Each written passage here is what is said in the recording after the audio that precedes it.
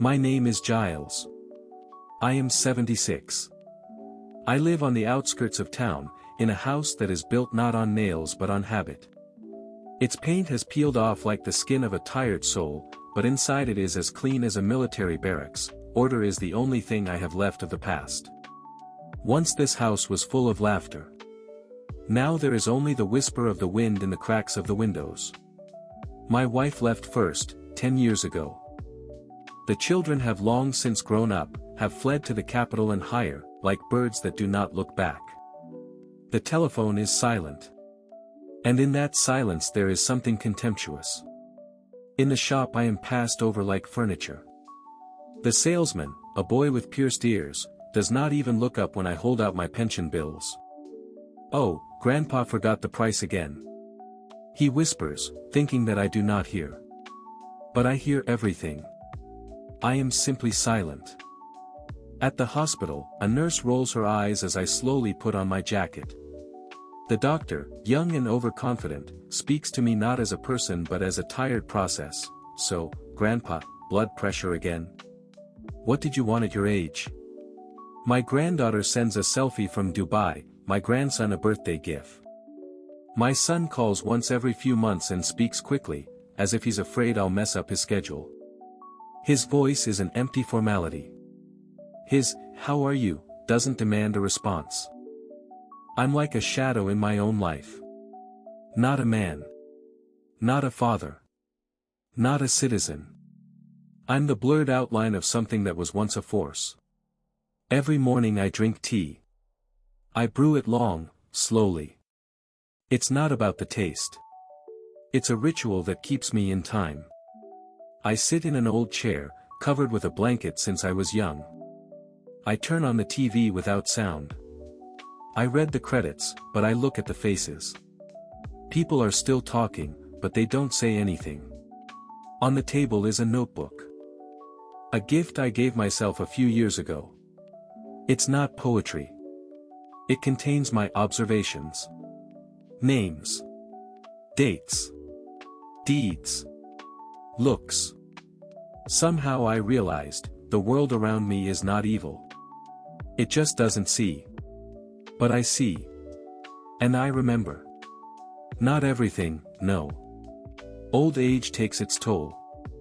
But the main thing I won't forget. Pain is like water flowing into the cracks of the heart. Silence is louder than a scream. Loneliness is not the absence of people, but their indifference. And yet, somewhere inside me, a spark still lives. Small, dim. But I know the fire. It once burned inside me. And I know how to rekindle it. Silence is not defeat. It is a pause. And each pause is the beginning of a rhythm. I'm silent for now. But I don't forgive anymore. I wasn't just a part of this city. I was one of those who held it together. I remember the smell of asphalt in 1993, freshly laid before the first warehouse opened. There was nothing then, no roads, no security, no communications. But I was there, and I had the will. People were surviving then, and I was building. Step by step, day by day. I didn't steal. I didn't humiliate. I took the situation by the scruff of the neck, and made it work. Business is not a game of money. It's chess on a field where pieces move and betray. But I was a player who was feared. Because I was unwavering.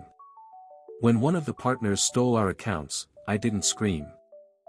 I went to his house, sat down at the table with his wife and son, and simply told him what would happen next.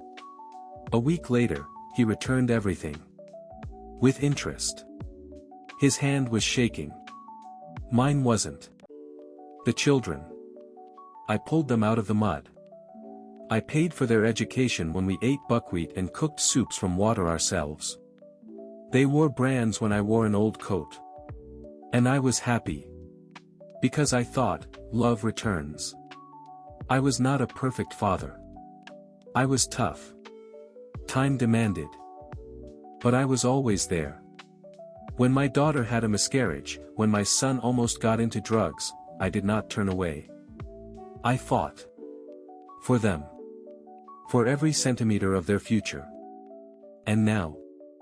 They don't even remember. For them, I am part of the background. Not a legend. Not a defender. But an old man sitting and looking at the floor. The world has become superficial. Success is measured by selfies, not by victims. Honor has become exotic. Words are cheap, promises are plastic. No one builds for long anymore. Everyone wants it fast. I remember those nights when I came home from work, tired, but full of pride. Then I had a face. A name. Influence. And now I am a shadow. Even from myself. The phone is silent as a grave. I used to not have time to answer everyone who called. Now I have no one to talk to. They have forgotten. But I don't. I remember everyone I helped. And everyone I betrayed. Who took advantage of me and then turned away. I remember the partner who framed me for tax fraud. I remember the official whose reputation I once saved, and now he doesn't even say hello. And the worst thing is the children. Not because they forgot. But because they live as if nothing happened. As if they made themselves. As if their childhood wasn't covered with my sweat and pain. But I have learned one simple thing, the world turns around. Not always immediately. But always for sure. And now, when I am no longer a player in their eyes, I feel again, the game has only been paused. Pain is not always a scream. Most often it comes in small pieces. In everyday things that are insignificant to others, but to me are like a cut on the skin. Today I called my son. Just to hear his voice. His voicemail came on the third ring. I left a message. This is Dad. I wanted to ask if you were coming for the weekend. And fell silent, because I realized that there would be no answer. He wouldn't call back. And I don't even get angry. I just put a plus sign in my notebook, date, time, attempt. Yesterday I dropped a bag of cereals. My hand couldn't hold it back. People walked by, stepping on buckwheat like sand. The girl in headphones almost stepped on my toes. I was silent. I just collected everything back while my knees creaked and my heart beat faster than it should. They booked me into the clinic for the wrong day. The nurse waved her hand. You're old, you probably didn't understand. It's your mistake. I didn't argue. I just looked her in the eye. She looked away. I went to the pharmacy with a prescription I had written a week ago. The pharmacist didn't even look at me, he said curtly, no. And there won't be any. As if I was asking for alms, not the right to health. My grandson came with his friends. I asked for help setting up the TV, he couldn't find the subtitles. He laughed, Grandpa, you still can't hear anything. Buy yourself a hearing aid, like normal pensioners. And they all laughed together. Sharply. Bitterly. I didn't laugh. I just looked. And silently went into another room. I keep records. Every day. Every word. Every event. Not to complain. But to remember. To have ground under my feet when it's time to get up. Sometimes I think I'm crazy. Why all this? A diary? Names? Dates? But no. It's not madness. It's discipline. When they insult you in little things, they don't know that it is in them that the strongest memory is born. Pain is energy. It can be swallowed. Or it can be preserved. I preserve it. I'm no longer naive. I'm not waiting for love. And I'm not asking for respect. But what I feel now is not weakness. It's expectation. Because when you're silent for a long time, people get used to your silence. They think that you're gone. That you're a shadow disappearing under the sun.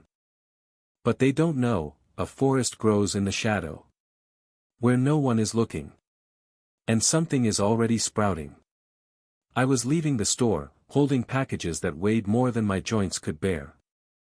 There was an autumn grayness in the air, the kind that eats into the skin, making every cell feel its old age. When I fell, I didn't immediately understand how. My leg twisted, the packages fell apart. Potatoes, canned goods, pasta, rolled across the asphalt like a laugh from fate. I was lying there. There was noise all around. People were walking by. Someone even laughed. Look, I fell again.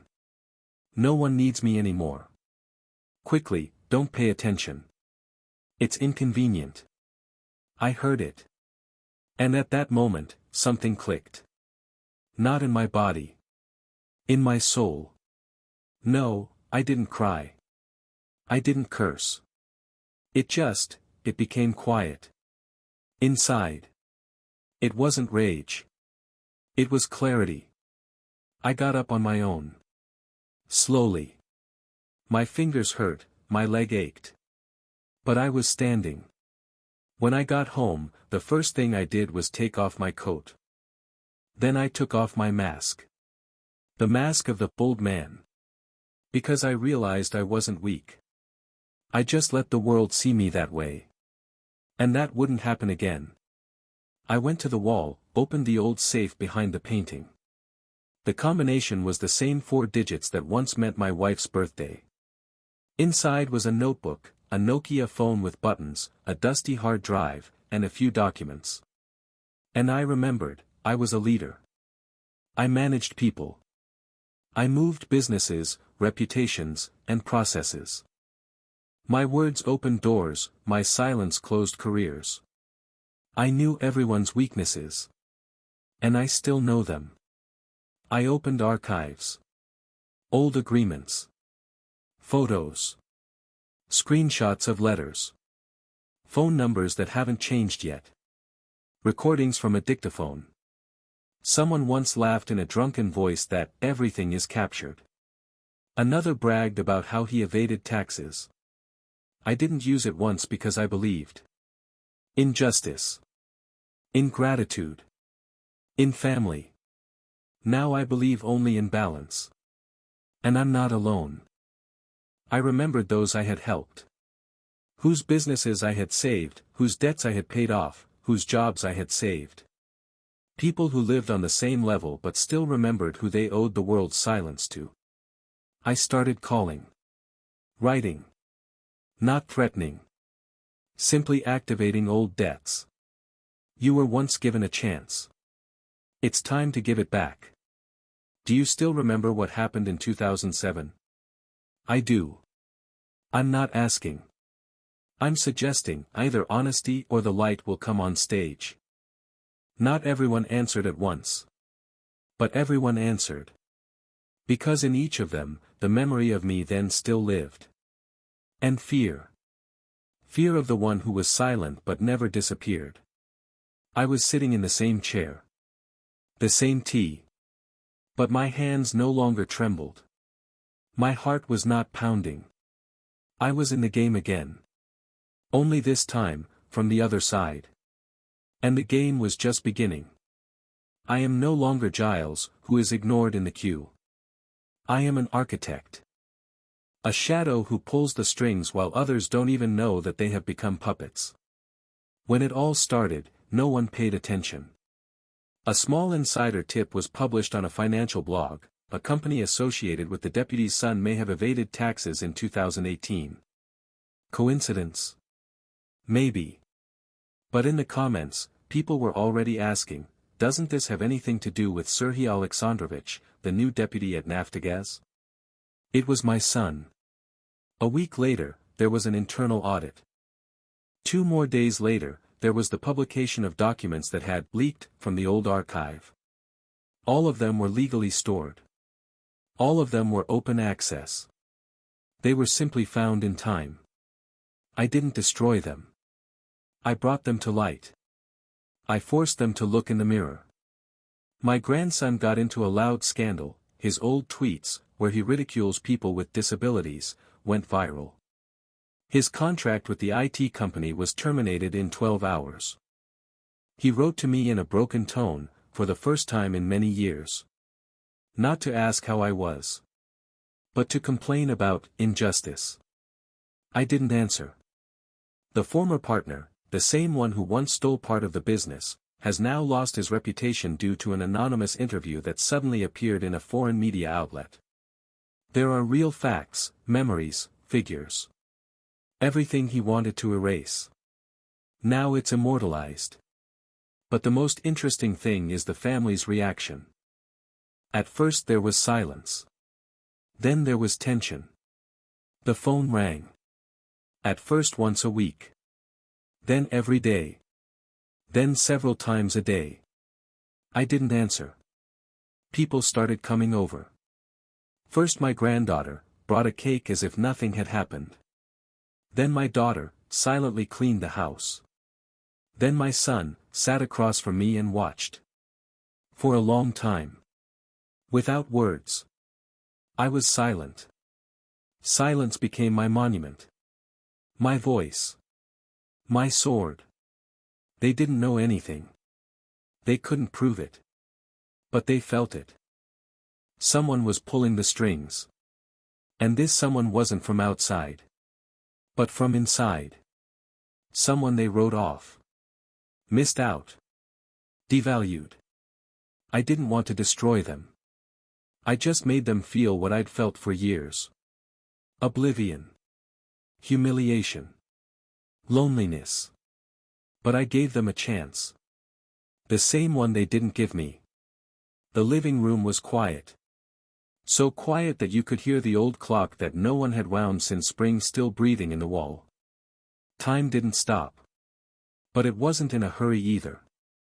Today they all gathered. For the first time in many years, together. The son, in the shirt that I bought him back in 2005. For the first time, without a laptop, without a phone. The daughter, silent, with eyes full of questions. The grandchildren, sitting straight, as if before an exam. No one says anything. They don't know how to start. Because they suddenly realized, they didn't call me. I called them. I'm sitting across from them. In the same chair. In the same house where they were protected by walls built with my sweat. And I just look. Silently. Calmly. But not gently. My gaze is not punishment. Not revenge. It's a mirror. And each of them sees themselves as they have become. They don't know what to say. Because there are no phrases that could erase years of oblivion, indifference, superiority. And I don't ask. I'm not on their level anymore. In my diary, today's date. The entry is short, they sat down at the table again. They didn't ask for forgiveness. They didn't have to. I didn't forgive, because I don't have to. But now they know who I am. And they will never despise me again. I no longer feel anger. Only cold balance. My mission is completed not by evil, but by awareness. They are no longer afraid of old age. They are afraid of what it sees. And is silent. And remembers. They leave in silence. Without hugs. Without words. But now, with a memory that will live longer than any lecture. I remain in silence. In the same house. With the same tea. And the same look out the window. The world no longer ignores me. Because I did not demand recognition. I made them remember without raising their voice. Sometimes the greatest strength is not to break. But to show who is already broken. Subscribe and like this video, more interesting revenge stories of elderly people coming soon.